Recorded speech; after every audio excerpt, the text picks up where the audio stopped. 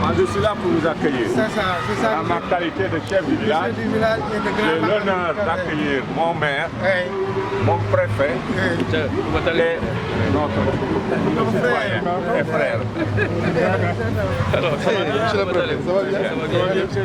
Alors, ça y est, vous êtes le bienvenu. Merci beaucoup. On y va. Soyez les bienvenus ci suñu dëkk bi Ndiangane lan moo ñu fi réunir tey mooy pose première pierre u agrandissement wu lycée bi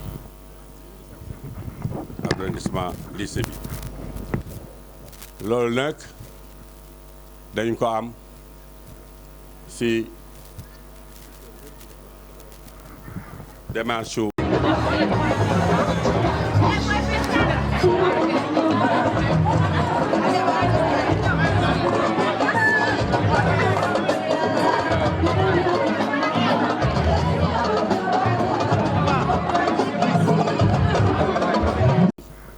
soyez les bienvenus ci suñu dëkk bi Ndiangane lan moo ñu fi réunir tey mooy pose première pierre u agrandissement wu lycée bi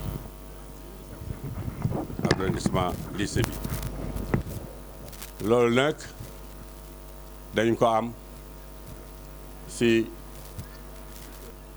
fête teg ko citoyen d'honneur de Yène donc ci Yène léegi mën nañu wax ne Layus citoyen la fii la dëkk ba pare boole ci mu dëkk ak ñun fii ci Ndiangane di jàppale commune bi ñëpp di teg seen bët mais lii ma gën kontaan monsieur le proviseur mooy lycée bii mu dugal loxaam parce que dañu ne boo formé xelu xale formé nga xelu téeméeri nit te lu nit def ci éducation defu ko pour tey daf ko def pour tey ëllëg ak gannaaw ëllëg donc monsieur Layus defe naa investissement bi fi nga ko def foofu lañ ko doon nekk ñu lay remercier di la sant di la gërëm parce que mënoon nga ko def faneen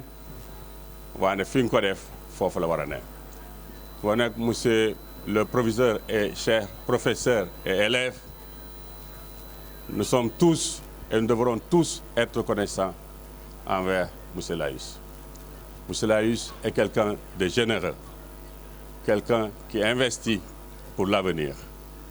Comme je l'ai dit tout à l'heure en wolof, investir dans l'éducation, c'est former l'avenir.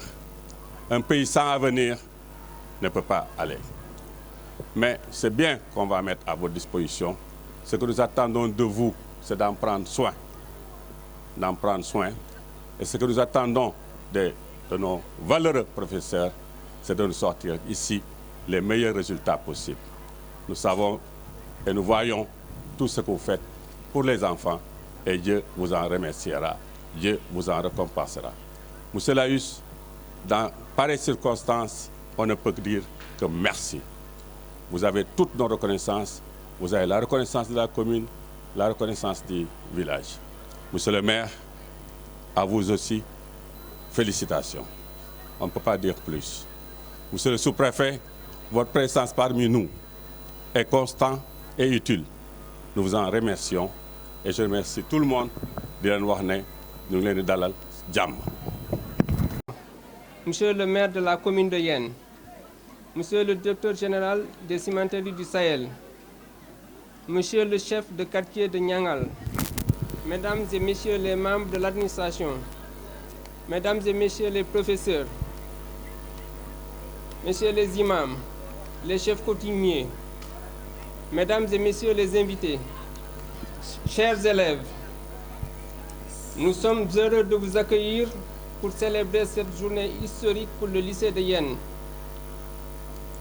En effet, face à la dégradation du bloc administratif, il était urgent de trouver une solution. C'est ainsi que M. Layus a pris la décision de nous offrir un bloc administratif neuf dont nous procéderons tout de suite à la pose de la première pierre. Nous nous en sommes reconnaissants. Il faut rappeler que M. Laïs est un partenaire de premier plan qui a eu dans un passé récent à nous doter d'une infirmerie équipée qui est là derrière nous. Par ces réalisations, vous permettez au personnel de travailler dans d'excellentes conditions, ce qui s'inscrit dans le cadre de l'amélioration des conditions d'enseignement et d'apprentissage. Ce partenariat a été possible grâce au soutien de la municipalité. Je remercie M. Massamba Meng, maire de la commune de Yène. Je remercie également l'ancien maire, M. Gorgissis, pour le rôle de facilitateur qu'il a joué. Sous son magistère, le lycée de Yène a bénéficié de beaucoup de réalisations. C'est l'occasion de féliciter tous les partenaires. Prions pour que ce partenariat perdure. Permettez-moi de rappeler qu'il est temps de doter la commune de Yène d'un nouveau lycée. En effet, vu la pression démographique, dans quelques années, nous serons dans l'impossibilité d'accueillir tous les élèves. Ceci dit, je remercie tout le monde et je souhaite la bienvenue à tout le monde. Merci. di nuyu kilifa yëpp du ma leen tudd ci seeni tur mais ñëpp laa boole bàyyiwuma ci kenn bisu tey bés mu ma neex la am na ay fan ci gannaaw recevoir naa fi benn délégation boo xam ne proviseur ñëwoon nañu ma seet si ma ànd ak ay instituteurs ñu présenté ma projet bi ma ko xoolee ma xam ne wax dëgg yàlla gis naa ci ban condition la ñuy liggéey bu fekkente ni ñoom mi nga xam ne ñooy kilifa lycée bi kon élèves yi naka la ñu war a mel affaire bi nag naxari ma trop mu dem ba ci yàgg ma jot lettre ci monsieur le maire di ma exposer situation bi sama premier engagement dama ko def ci saa si ci xol boo xam ne bu rafet la. Pourquoi parce que man damay investir li tubaab yi di wax dans le développement durable donc képp koo xam ne def nga ko ci xale yi ñu mën a jàng dans de bonnes conditions booli ci itam les responsables di proviseurs yi di maîtres yi ñi nga xam ne ñoo yore xale yi dañu war a nekk de bonnes conditions pour mën leen a xamal ne addina gi fu ñu jëm xam-xam rek a koy liggéey donc looloo tax bi ma ko maire bi waxee ci la engagé ci saa si bind ko xamal ko ne dinaa ko jël defar ko na mu waree bu ma sañoon nag gën a sori loolu. Pourquoi parce que jeunesse bi tey ñooy avenir u suba yooyu ñëpp xam nañ buñ ci investir fii lay des ñëppay jàng ñëppay xam ñëpp amay xam-xam parce que l'éducation est très important ce qui fait que je félicite monsieur le maire, je félicite le proviseur qui était venu avec vraiment très attaché xolam dafa jeexoon sax xamatum lan lay may wax donc maa ngi koy féliciter dinañu am xam naa ne dans 4 mois bu soobee yàlla dinañ ci taxaw bu ñu am benn bâtiment administratif digne de Niangal loo am importance la. beneen bi ci topp dam leen bëgg a wax ne ni ma ko waxoon keroog biñ may sargal ma remercier ci itam monsieur le maire ak Saliou Dione ci seeni investissement bi ñu def wax dëgg yàlla ba ñu jox ma citoyen de la ville de Yène. Ça c'est quelque chose qui m'a beaucoup touché dafa am naa fi 43 ans keroog bi ma duggee Niangal fi ma nekk kenn nekku fa woon Baye Demba Diop moo ma jëkk a jox terrain bi ma nekk mu ne ma doom seetal foo bëgg fii jël ko yëpp yàlla dogal nag maa ngi fi ba tey yàlla may na ma ba tollu fi tey bu ma sañoon beneen bi mooy la santé lépp lu jëm ci mbiru santé bi lu am importance la faju yaram lu am importance la donc yooyu xëy na day doon plus tard beneen étape lay doon bu soob yàlla donc man bu may investir mooy ci nit yi lay investir ci loo xam ne njëriñ la ci dëkk bi ak ci gox gi ak ci réew mi yëpp la kon nag maa ngi leen di sant monsieur le maire ci invitation bi tey ñu mën a samp loo xam ne xale yi bañ ko proviseur enfin maître yi bañ mën ko profiter le plus rapidement possible et maa nga ànd ak yéen tout le temps di leen remercier ci accueil bi itam merci bien jërëjëf. merci monsieur le chef de village de Niangal mu jéem ko mbooloo mi yëpp wax bi du bëri gannaaw ba monsieur le maire nangoo jox ma kàddu gi pour ma def quelques témoignages parce que on était en 2007 quand on était étudiant à Dakar dañ daan xëy élève bu xëy étudiant bu dem Dakar doo am foo nekk ñuy wër fu nekk ci àdduna bi di jéem dajale pour am ay néeg yu ñuy louer. C'est là que nous avons rencontré le président des Ciments du Sahel muy monsieur Lat Falah Layous ba ñu ko rencontré ñu waxtaan ak moom wax suñu ay projet à l'époque man maa nekkoon le président de l'association des élèves et étudiants de Dialaw te yàlla dogal aussi ñu nekk di gérer mairie bi mu ñu duñ ci accompagner ba ñu waxtaanee ak moom la mu njëkk a digal mooy mu jël un appartement pour les étudiants de Dialaw à hauteur de 150 000 par mois loolu c'était en 2007 ba actuellement au moment où je vous parle c'est monsieur Lat Falah Layous qui paie l'appartement des étudiants de Dialaw te loolu dafa nekk loo xamante ne foog waa Dialaw xam ko beneen bi ba mu defalee étudiants yi loolu ñu waxtaan mu ne ma qu'est-ce que je peux faire pour les élèves ma ne que comme amuñu bibliothèque on va créer une bibliothèque mobile c'est la ñu xool les œuvres au programme de la terminale jusqu'à la 6e ñu xool quelles sont les œuvres au programme ñu def ko ci benn liste ñu jox ko c'était à hauteur de presque 3 à 4 millions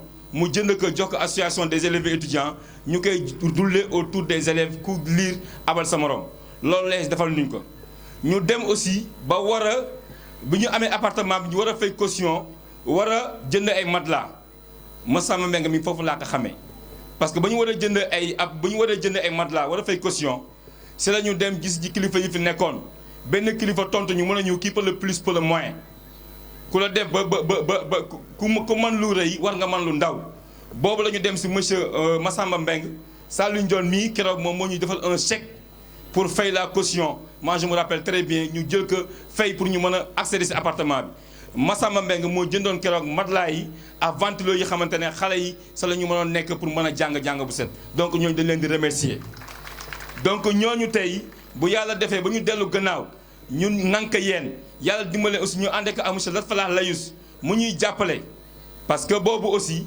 dañu daan war a am ay ticket de restauration moom chaque fin de mois mu daan génn 500 000 francs jox ko étudiants yi pour que au moins jënd ko ay ticket de restauration di ko jox étudiants yi dañu daan jàngee ñu dëkk yeen donc loolu bu la ko defalee bu taxawee am nga droit nga ne ko merci beaucoup ñun dañuy remercier le président des Ciments du Sahel monsieur Lat Falah Layous te sax boobu aussi amoon nañu mbébét parce que boobu il y avait le CM qui était là le lycée venait de démarrer amoon nañu mbébét ak moom pour ut ñaari bus scolaire yoo xamante ne day def la rotation de Toubab Dialaw à Todd pour jël élèves yi di leen wàcce seen parents yi si coonay passe 100 francs chaque jour bien 200 francs par jour te mbébét boobu noonu la ko yàq ñëpp xam nañu ko mais nag yàlla baax na en tout cas moi ce que je voulais dire devant tout le monde c'est que la communauté estudiantine les élèves de Yène la population de Yène monsieur le président les Ciments du Sahel amee nañu la njëkkal merci beaucoup jërë ngeen jëf.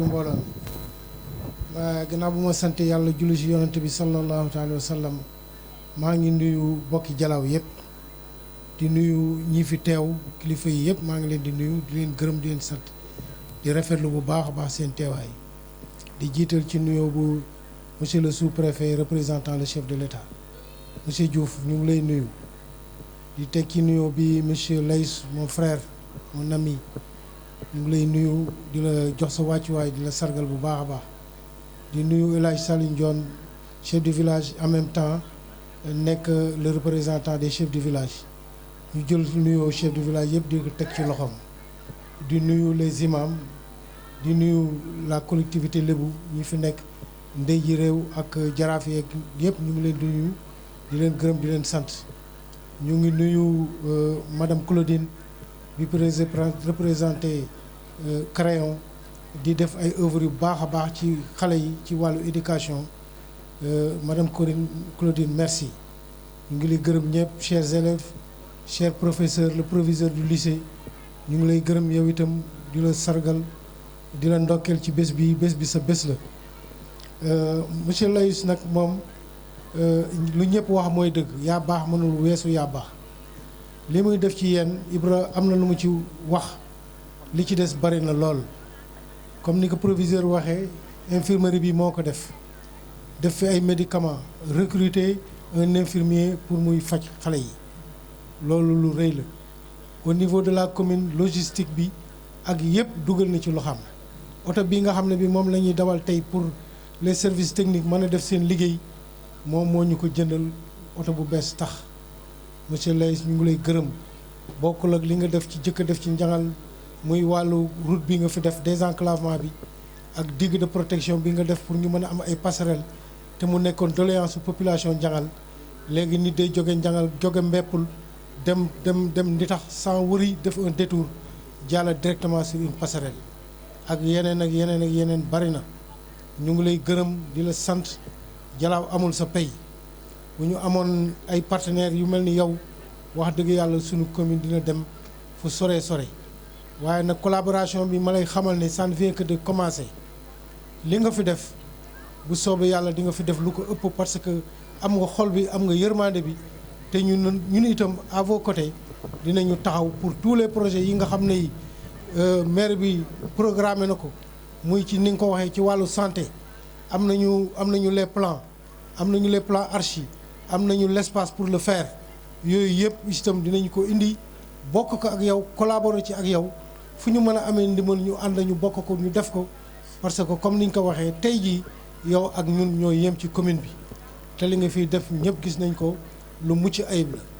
li nga xam ne aussi moom la ñu war a poser première pierre léegi comme ni ñu ko waxee bi ñuy visiter infirmerie bi ci la proviseur bi ñëw dugal ñu ci bâtiment bu wan ñu ko ñu xool l'état de dégradation très avancé bi ci nekkoon ñu xam ne lii kat bu ñu ko fi bàyyee ëllëg gin si bër dina daanu ci ko professeurs yi créé fi ay incidents yu kenn mënul régler bi ñu ko xamee loolu waxtaan ci la ñu la bindee lettre nga répondre dans les plus brefs délais accordez-nous cet investissement là muy un investissement de plus de 70 millions loolu du lu ndaw lu am solo la professeurs yi aussi ak proviseur bi ñu sentir le besoin que war nañu yokk ay bureau bañ la ko waxee tegoo ci baat yokk nga fi bureau mu yokk superficie augmenter le budget te tegoo ci baat da nga ko def ci xol bu sedd xol bu leer nu ngi lay gërëm bu baax di la sant bu baax sant bu am boo xam ne bi am na fu mu commencé waaye amul fu mu yem Jalaaw delloo nañ la njukkal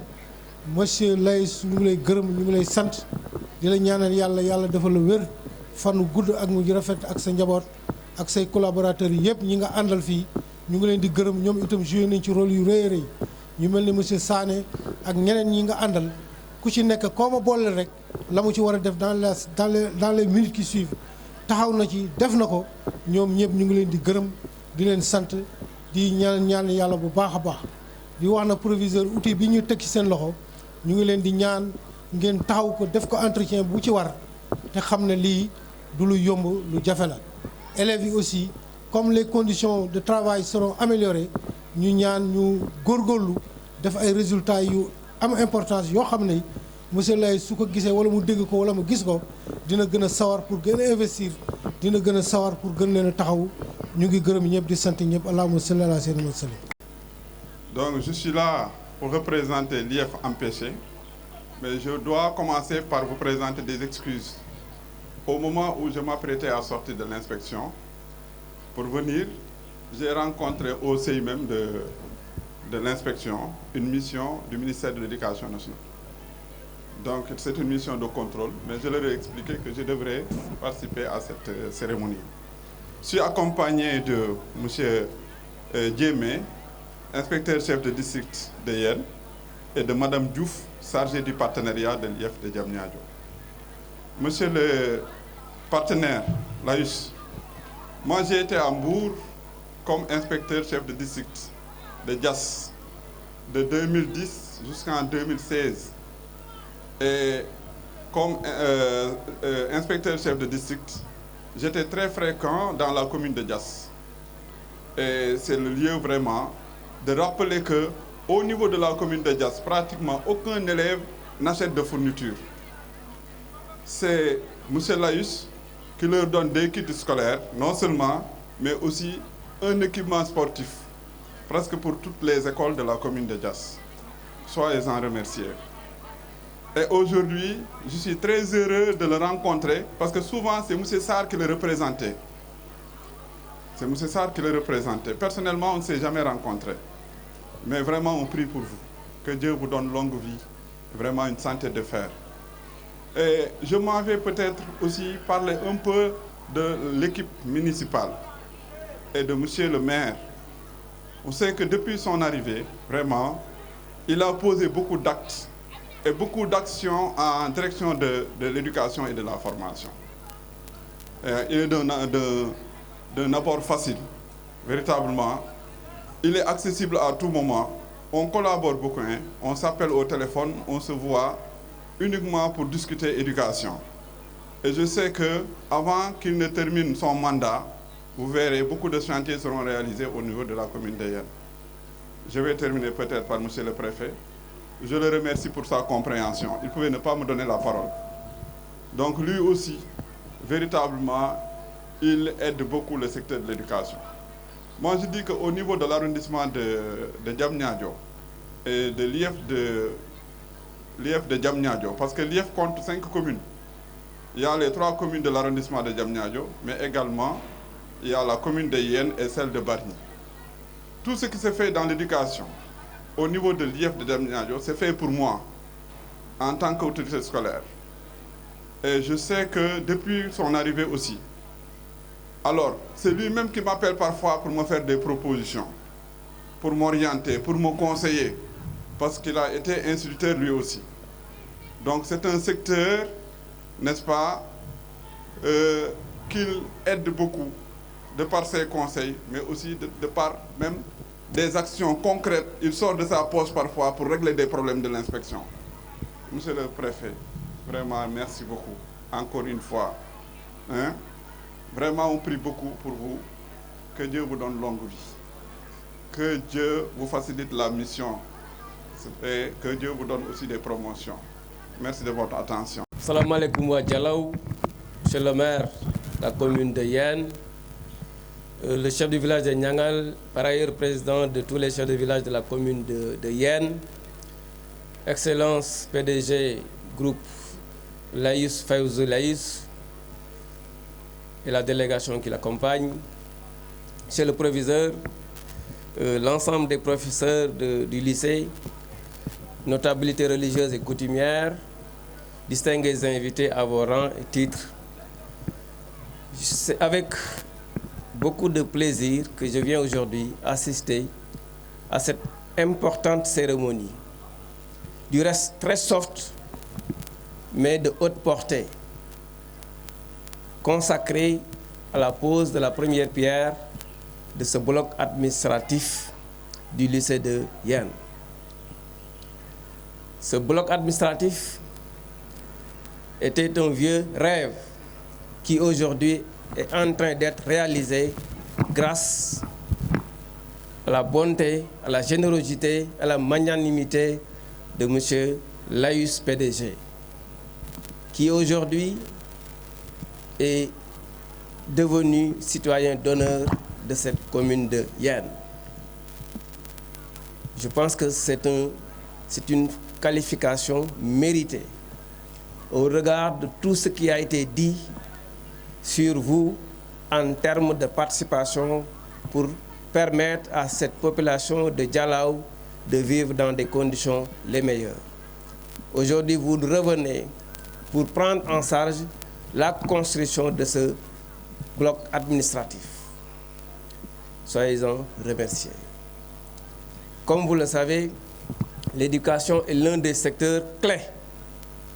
Et vous l'avez dit dans votre speech, investir dans l'éducation, c'est investir pour toute la communauté. Et aujourd'hui, l'école, c'est l'école de la communauté.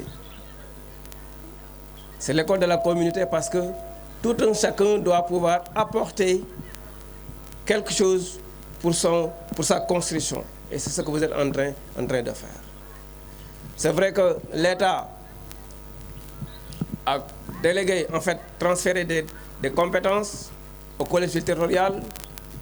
Aujourd'hui, normalement, si on parle de lycée, c'est le conseil départemental de Rufisque qui est compétent. Mais vous avez vu à côté le maire de la commune qui s'approprie ces domaines-là. Parce que tout simplement, c'est la population de Yène qui est concernée, c'est sa population. Donc, en matière d'éducation, il n'y a pas de frontières, il n'y a pas de limites. Cela veut dire que donc, la mairie ne laisse pas le conseil départemental faire, ou bien tout ce que la mairie fait, ça vient en appoint aux nombreux efforts que l'État est en train de déployer dans ce secteur. Donc, toutes les actions qui sont déroulées par la mairie, ses partenaires et autres, ne font que renforcer les actions de l'État. Parce qu'il revient à l'État d'assurer l'éducation de ses enfants, d'assurer l'éducation de ses jeunes. Heureusement que vous l'avez très bien compris, en acceptant pour une énième fois, je dis, parce que vous avez toujours été aux côtés des populations pour répondre favorablement à la doléance. Le proviseur a cité tout à l'heure l'infirmerie, le maire a cité tant d'exemples au niveau de la commune que vous avez réalisés pour le bénéfice des populations. Ça, on le doit à votre bonté, monsieur Laïus. En tout cas, soyez-en félicités et remerciés au nom de l'État. Et l'État que je représente vous sera toujours reconnaissant des actions que vous êtes en train de dérouler dans la commune et ailleurs. Parce que nous avons eu des échos de tout ce que vous faites à travers le pays. Vous ne vous êtes pas limité seulement dans la commune où vous résidez. Mais ça montre que vous êtes un homme de développement, vous êtes un homme de défi et vous êtes prêt à partager ce que vous avez avec les populations. En tout cas, sama teewaay fii nekkul lenn lu dul nekk ci wetu maire ak partenaires yi ak chef de village yi pour ñëw fekkee si li nga xamante ne bi mooy tegu xeer bu njëkk bi jëm ci bloc administratif. Parce que xam nañu ni école bu amee ay classe dafa war a am taax moo xam ni ñi nga xamante ni ñoo yore école bi mooy proviseur surveillant yi professeurs yi ñoom ñoo ko war a jëfandikoo pour xool naka la école bi war a mën a doxe kon loolu intrant de qualité la ci li nga xamante ni moom mooy doxal école bi. tey soo ñëwee ñoom ñu amoon mëbët boobu bu yaatu ñu jaaxle ci lool ñoom ñu tumranke ci lool peut-être maire bëgg na ko mënu ko def état tam bëgg na ko mais charge yi daanu dajul fépp. tey boo ñëwee taxaw ni di nga leen ko tabaxal yaakaar naa ni état nga ko defal kon ñun mënuñu lu dul ñu ngi fi teewal son excellence ministre président de la République di la ci sant di la ci gërëm en tout cas di la wax ni la l'état vous sera toujours reconnaissant de ces actions là. ndaxte jàng ak faj ak wér-gu-yaram lépp lu ci waay def askan wi nga ko defal parce que loolu mooy investissement bi nga xamante ni moom moo wóor ndax ku tabax école yaa ngi jàppale ñu ñuy defaree nit ci nit fu ñu koy defaree faj ci jàngukaay ba la muy jàngukaayu xuraan wala jàngukaayu daara wala jàngukaayu école bi nga xamante ni ci la ñuy tàggati nit ñi pour que ëllëg ñu mën a doon dara mën a defaral seen bopp defaral seen réew. loolu nag boo ko defee dafay wone sag yaatu sag baax ak sag bëgg gox bi nga xamante ne bi fi nga nekk ci mu nga di fi yeewoo ak ñoom kon yaakaar naa ni seetaanoo leen ndax li nga fi def yëpp dégg nañ ko kon loolu.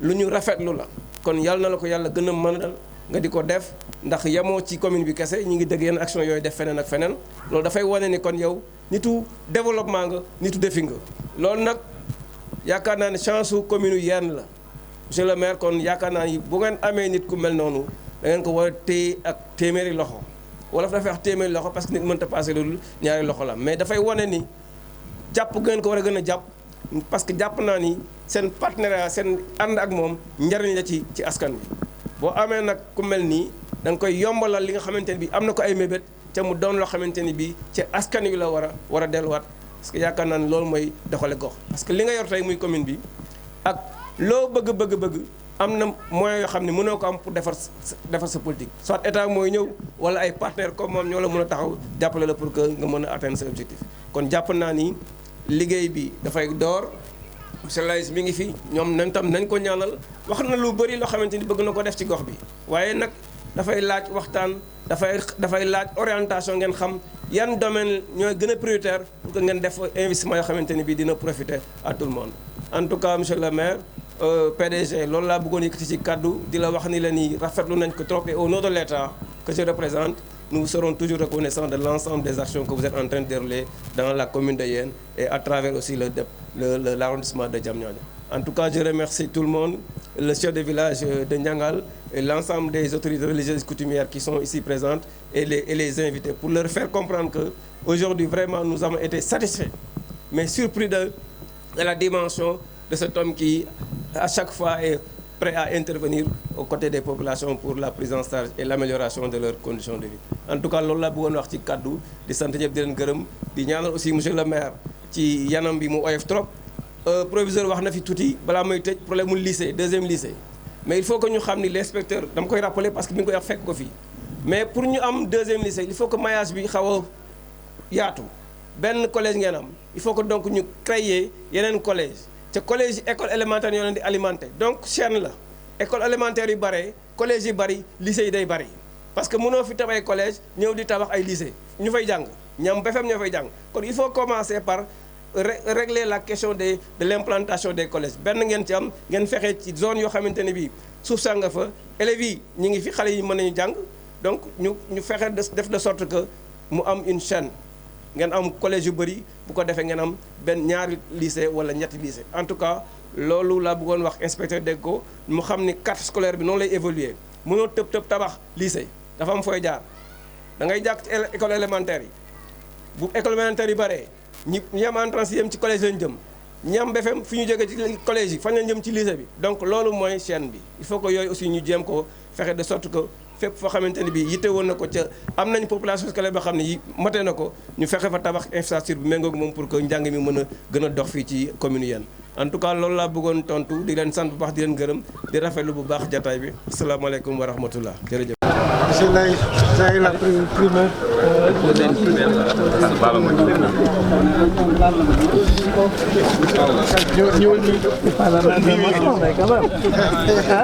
Monsieur le maire. Voilà. may ñu waaye ma def benn tour après le sous-préfet. Monsieur Laye, vous savez pas bon maçon comme ça. Je vends du ciment, il faut que je sois maçon.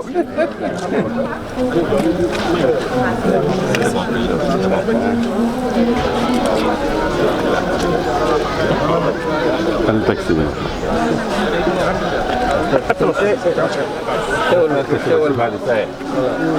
Un bon développement, une grande bonne santé. Le patron n'a besoin que de longue vie et bonne santé. Merci bien.